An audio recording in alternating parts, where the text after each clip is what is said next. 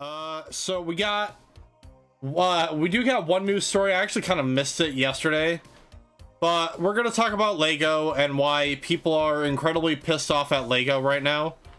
And it's because, so for the past 8 or so years now, because for those of you who are a fan of Bionicle, which was a sub-series of Lego products that they were putting out, I was a little too young for Bionicle. I had like one friend that had Bionicles, but I was never really into them. And on top of that, you know, Lego, like friggin' Lego products are, even back then, I think they were really expensive.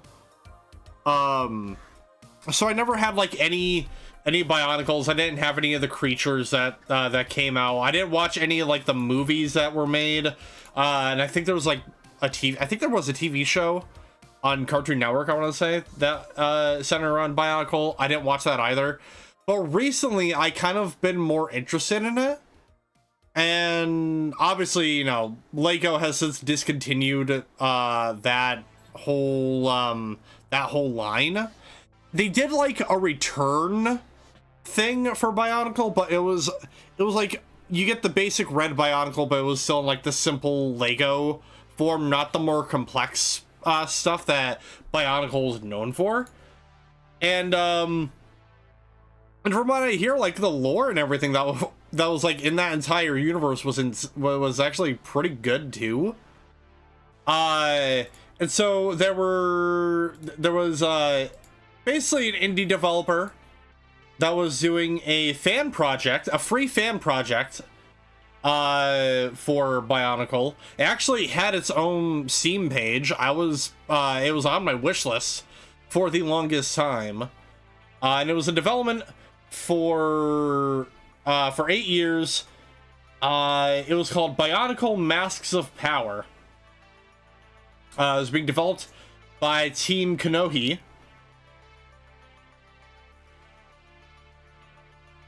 And very recently, like either yesterday or the day before, they got email from Lego basically saying, hey, you gotta completely shut down this project and keep it away from the public eye. And keep in mind, ladies and gentlemen, keep in mind that this was a fan project that was free. So in other words, it would not have harmed Lego in the slightest. And unfortunately, this is just another case of a company putting their foot down on something that wasn't going to really hurt them in the slightest. There's been a ton of instances of this. Nintendo, if you guys know anything about Nintendo and how protective of how protective they are of their own properties, you know how much of a pain in the ass that Nintendo is to work with when it comes to, you know, if you're making like a fan thing that for like completely for free. We saw it last year with H2M, the Modern Warfare 2 remastered multiplayer thing that was in development that got shut down by Activision because they were afraid that it would hurt Black Ops 6 sales, which it wouldn't. It was like 2 months out. And yeah, no, I think what pisses everyone off the most about this particular thing is the fact that it was in development for 8 years. I think they were getting ready to release it this year. So Lego for sure fucking knew that it was in development. They knew it was in development. Like because it was getting a lot, like I only heard about it because there was like tons of articles being made about it over the past like a couple of years ago. And on top of that, it was getting tons of trailers and tons of like gameplay footage being put out. There's no way in hell that Lego just all of a sudden figured this out of the blue. That's just impossible. And so it's just another case of like, okay, so you guys were okay with this for the past 8 years, and now all of a sudden you guys are putting your foot down on it? Why? Like, why not just save everybody's fucking time? You know, just, like, if you didn't want it made, then you fucking say something immediately as it starts. Like, seriously. Like, there are people, again, there are people who do this stuff for free, entirely for free, because, you know, this is the whole thing that they do, that these devs do, called passion projects. And for people to essentially waste their time and waste their money, because development isn't cheap, ladies and gentlemen. Game development is not cheap to do. So you have these people putting their time and money into developing these things, and then all of a sudden, for the company, after 8 years, out of the blue, to just go, oh, sorry, nope, haha, you can't do this anymore. Fuck you guys, you can't do this. No, it's my IP. I get to decide what I don't want to do with it.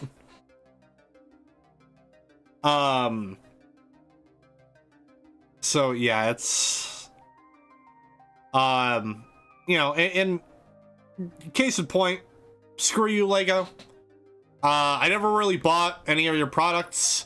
I'm probably still going to continue to not buy your products because you guys overcharge up the ass for them. Apparently there's a I don't know if this is true. You know what?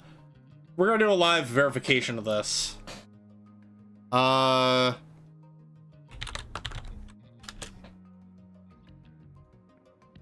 What the hell is the Simpsons Krusty?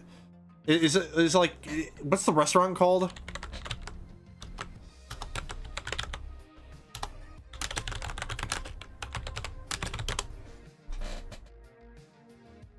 Krusty Burger, that's what it is.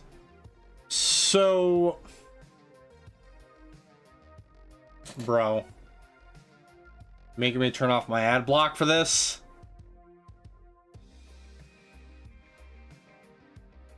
Yes, okay, so I wanted to verify to see if it was true or not. So apparently Lego has a Krusty Burger Lego set from The Simpsons, and it is $210. I don't know who's buying a $210 Krusty Burger Lego set. But if you are, I'm only going to judge you slightly, because I'm gonna. This ain't $210, ladies and gentlemen. This isn't even $100, in my opinion.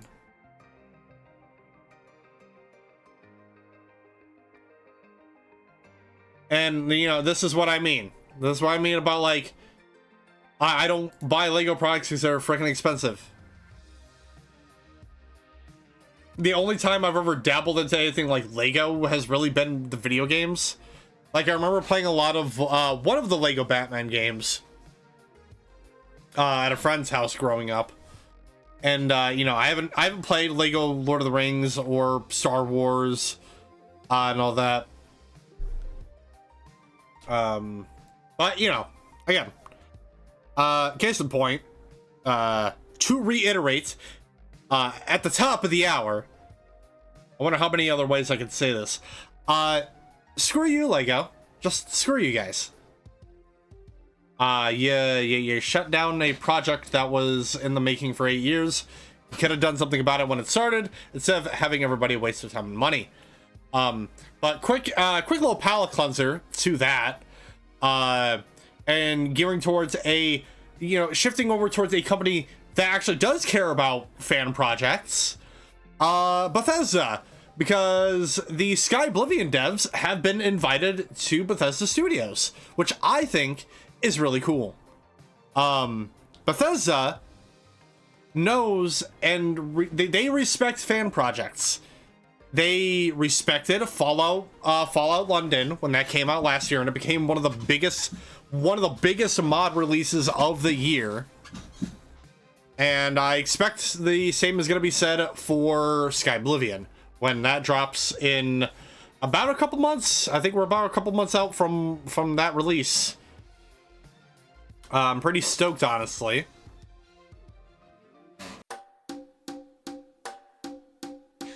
But before we jump into the new playthrough that we're doing tonight, we got a couple of news stories. Well, really one. And it's all 40k related, all Warhammer 40k related, because they just had their Skulls event. It's basically their big game announcement stream. So a lot of stuff got announced today. One of the big things that got announced was that we're getting a new 40k CRPG being made by Owlcat Games. It's the same developers behind Rogue Trader, which if you guys haven't played 40k Rogue Trader yet, I highly recommend you do so. It's a fantastic CRPG. If you want a good comparison, think it's basically Baldur's Gate 3, but instead replace all the D&D stuff with 40k, and there you go. But we got a new game announcement from Owlcat. It's another 40k CRPG called Warhammer 40k Dark Heresy. Where we're gonna be playing as an Inquisitor this time around, which is gonna be really cool. And it looks like they're also teasing Night Lords, a lot of really cool stuff. And on top of that, they also announced some more stuff coming to 40k Rogue Trader, along with a new DLC expansion called Lex Imperialis, which will add a new class to the game, the Adeptus Arbites? I want to say Arbites, but it's probably not that, and given like the sort of like gothic slash like Roman sort of theme that the Imperium has, it's probably the Adeptus Arbites. Along with a new companion named Solomorn Anthar. I'm pretty stoked, honestly, because on top of Arbites, the Arbites for Rogue Trader, they announced a new class for Dark Tide, which is the Arbites. And people like the Arbites because, you know, you get your Mastiffs, you get your Doggos, your super cybernetic Doggos. So that's pretty cool. I might actually jump back into Dark Tide now when that comes out, because I think a lot of the stuff that was announced 40k wise is all coming out next month in June. So June is going to be a big 40k month of the year. So yeah, you got your Rogue Trader stuff, and then you also got your Dark Tide stuff. A lot of really cool stuff there. They announced a new Talisman game. Talisman Digital Deluxe Edition. From what I understand, this is all 40k. This is all Warhammer Fantasy. And it's like a card game. It's like a pseudo card game, board game type deal. This is the first I heard about Talisman, but apparently people, yeah, apparently it's a fan, you know, people like it, you know. It doesn't really look like my type of game, because I'm not really a big card game person. But I know people are excited for this. On top of that, we got some new Warhammer 3 announcements for, you know, Total War Warhammer.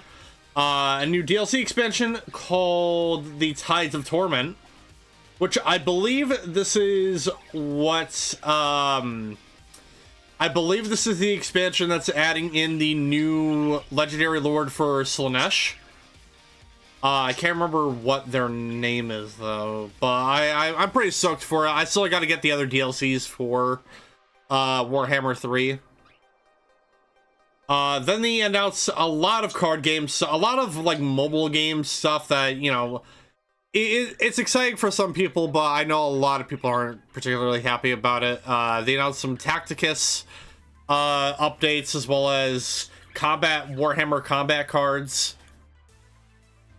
I don't know. Speaking of mobile games, I think everyone, I do mean everyone, kind of got blue-balled a little bit, because during the stream, they showed off a trailer for this upcoming 40K game called Supremacy.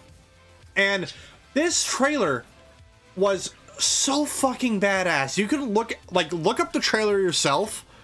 Like, you had this line of Imperial Guardsmen fighting against like orcs, you know, chaos, all that other stuff. It was built like this.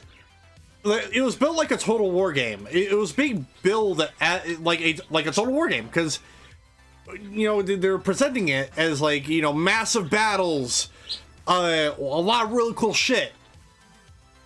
And then at the very end of the trailer, you see free to play, and then you see available on the Play Store, iPhone, and PC.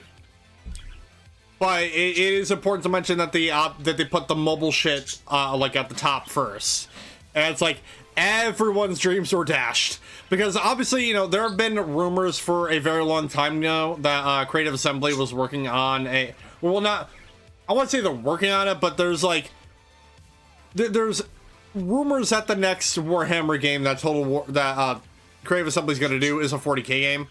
And this looked like that from how they're presenting it, but that turned out to not be the case. And now, it might be something akin to like Battle Sector or Dawn of War, because they did show gameplay, but after they showed off the trailer, they had like a little bit of a developer behind the scenes thing for Supremacy, and they were showing off like unit models and all this other stuff. They looked to be in-game renders, so who knows? It could be interesting, but I feel like everyone is sorely disappointed that this isn't anything like major, because I think everyone would be so down for essentially a Total War style 40K game, to, you know, that the scale that they're presenting it as. But on top of that, they announced some Blood Bowl 3 news. We're getting a new team. The Team of Corn is being added. I didn't play Blood Bowl 3. I've only ever played 2. And I know Blood Bowl 3 wasn't in the bestest of states when it launched. Like, I heard it was, like, super microtransaction heavy, and people were really, really angered about it. But obviously, you know, I think they're still pushing to try and make it better. And I know people are going to be excited to play as Corn. On top of that, they announced that Bolt Gun is getting a sequel. If you guys remember, I did a playthrough of the first Bolt Gun game about a couple years ago. I really enjoyed it. It was a very, very great boomer shooter game, and it very well fits the 40K universe, and I'm excited to see what is going to be taking place for Bolt Gun 2. Then you have a sequel to the Mechanicus game. I never played. I think it was really called Warhammer 40K Adeptus Mechanicus. And then, yeah, they announced that it's getting a sequel. Looks to be more of like another XCOM style tactical game, which could be pretty cool. I'd have to play them for myself. They announced some Vermintide 2 updates. We're getting a free update called Verminous Dreams. So I always love free updates. Free updates are awesome. And then, probably one of the bigger ones for me anyway, is that they announced that Warhammer 40K Speed Freaks is now on its 1.0 launch. I played a little bit of Speed Freaks in early access a year ago. I didn't stream it, but I did play it. I really enjoyed it. I think this type of, I think a combat racing game fits the orcs perfectly. If only we could get a new, like, I think it's called, like, Air Boys or something like that. The War Thunder game. That was where you also played as the orcs. That wasn't as good. But you know, I think this update will, I think this announcement of the 1.0 launch will get me into, you know, jumping back into Speed Freaks. And I guess the game is also on sale for $16 right now. So if you want to get that, it's gonna have offline and online play, 9 vehicles, 10 maps, various orcs to unlock. It does have a sort of same customization that Space Marine 2 has, where you can paint like each individual part of your car, which is pretty cool. And again, fits the 40k fan base perfectly, or just Warhammer in general. And then yeah, there was Supremacy. They announced some updates for Battle Sector, which from what I understand, Battle Sector was basically a spiritual successor to the Dawn of War games. Except I think this is more turn-based instead of it being an RTS. Some updates for Warhammer 40k Gladius, updates for Warpforge, and the Horus Heresy Legions, which are more card games. Then you have the Arbites announcement for Darktide. And okay, so I'm not surprised that 40k is doing, because 40k has been doing crossovers with multiple different types of games that are just kind of like wild. They did a crossover with Power Wash Simulator about a year or so ago that people seem to really enjoy, and it seems like this time around the next big game that they're doing a crossover with is Rust, the survival, one of the first major survival crafting games to come out, and this one was purely, Rust is basically more PvP focused than anything. I never played Rust because I just don't like the idea of making a lot of progress on something only for like you to log out and then all of a sudden you come back in and oh shit, someone raided your base, took all your shit. So that's why I never really got into Rust.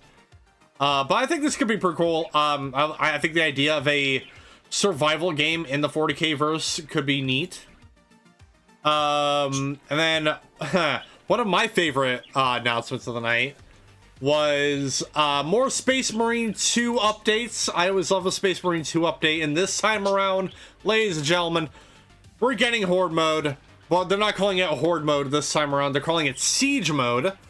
It is coming out on June 26th, and, you know, it looks cool.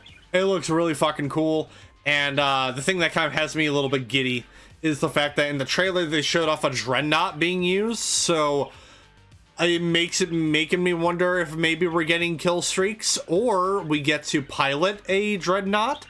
That would be pretty cool. I would love to pilot a Dreadnought and mow down waves of Tyranids. That would be awesome. I still got to get back into Space Marine 2. I've kind of dropped off. I kind of dropped off it after a little bit. But I think this is going to be the right time, especially with the Space Wolves cosmetic pack they released like a month or so ago. Yeah, I'm pretty stoked. And then we have another slight crossover event with Counter-Strike 2. I guess you're going to be able to get 40k themed stickers for your weapons. The only people that are really going to be excited for this are the 40k fans are also fans of Counter-Strike 2. Then another really cool announcement, and it might actually get me into playing it for the channel. Dawn of War, the first ever 40k Dawn of War game, is getting a remaster. I remember playing it back in 2020. It's, you know, it's being called the Definitive Edition. You know, slightly updated graphics. It's just making everything look cleaner, 4K support, making it run better on modern day systems. I always love a good remaster. And I think this will definitely get me into probably playing Dawn of War again. And to top it all off, ladies and gentlemen, they're releasing this remaster with all 4 campaigns. So you're going to get the base campaign, I think Winter Assaults, Dark Crusade. What the fuck was the other one? I own all the campaigns on Steam. Let me do a quick look. Warhammer So there's that. Yep, Dark Crusade, Soulstorm, and Winter Assault. So yeah, base game, Crusade, Soulstorm, Winter Assault are all going to be in this definitive edition. Again, really cool. I love a good remaster. Then another thing they announced was basically Space Marine 1 is getting remastered too. So that's really cool. It's gonna have, again, same thing as Dawn of War, making it run better on modern systems. Slightly updated gameplay to make it a little bit better. Again, love a good remaster. The one thing I'm not finding on, because I have a GameSpot article pulled up looking through the announcements. The one thing I did not see for this was GOG, Good Old Games, announced that they were bringing more classic Warhammer games to their preservation program. I'm gonna see if I can figure out what games those are right quick. I know one of them, I believe, is Chaos Gate. What do we got? So the first game that they announced was okay, they're going really fast with this. So 40K Chaos Gate, Final Liberation Warhammer Epic 40,000, Warhammer 40K Rights of War, Warhammer Shadow of the Horned Rat, Warhammer 40K Fire Warrior, which I actually just bought that game on GOG not too long ago, so I don't know. I guess they're just making it a little bit easier to be preserved, because you could already get Fire War. No, wait, you couldn't get Fire Warrior on. Am I being dumb? I can't tell if I got it or if I just saw the page for it. I don't know. Was there anything else announced? Let's see.